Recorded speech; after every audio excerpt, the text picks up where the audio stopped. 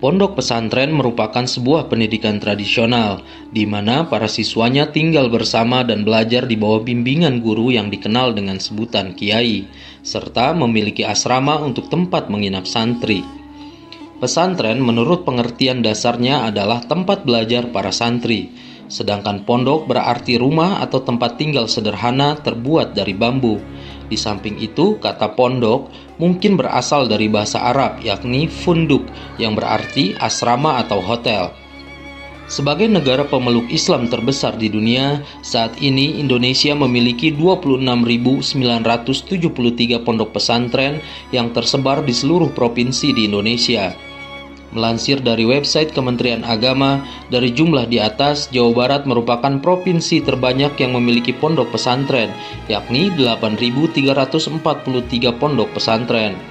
Lalu diikuti oleh Banten yang memiliki 4.578 pondok pesantren, Jawa Timur 4.452, dan Jawa Tengah 3.787 pondok pesantren. Sedangkan Papua Barat terdapat 18 pesantren dan Maluku 16 pondok pesantren, sekaligus menandakan sebagai provinsi yang paling sedikit memiliki pondok pesantren di Indonesia.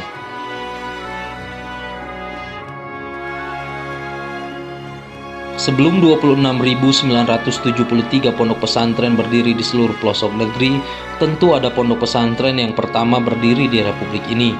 Pesantren manakah itu?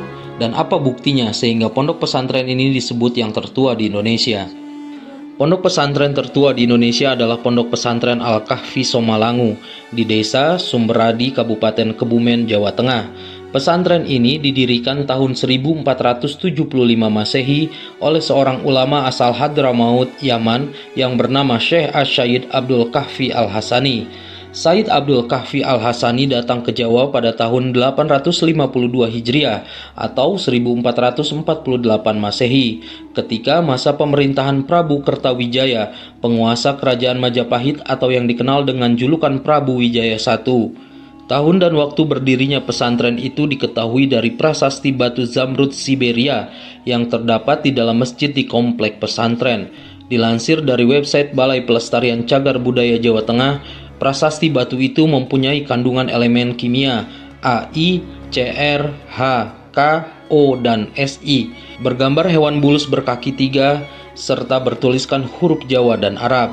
Huruf Jawa menandai Candra Sengkala tahun dengan bunyi Bumi Pitu Ina, sedangkan tulisan huruf Arab adalah penjabaran dari arti Candra Sengkala tahun dalam kalender Hijriah, yaitu 25 Sya'ban 879 Hijriah. Dengan demikian, Pondok Pesantren Al-Kahfi Somalangu berdiri sejak tahun 25 Sya'ban 879 Hijriah atau Rabu 4 Januari 1475 Masehi. Jika dihitung oleh jelajah masa channel, usia pondok pesantren ini mencapai 546 tahun, sejaman dengan masa kekuasaan Majapahit di bawah pimpinan Raja Kertabumi yang berkuasa antara tahun 1474 sampai 1478 Masehi.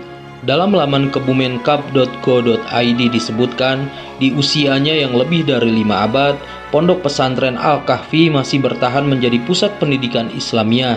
Dari masa ke masa, pesantren ini menelurkan para ulama besar yang tersebar di Nusantara. Bahkan pada masa perjuangan, pesantren Al-Kahfi menjadi pusat perjuangan umat Islam dalam melawan penjajah Belanda. Dengan sejarah panjang yang dimilikinya, pesantren Al-Kahfi memang kaya akan peninggalan historis.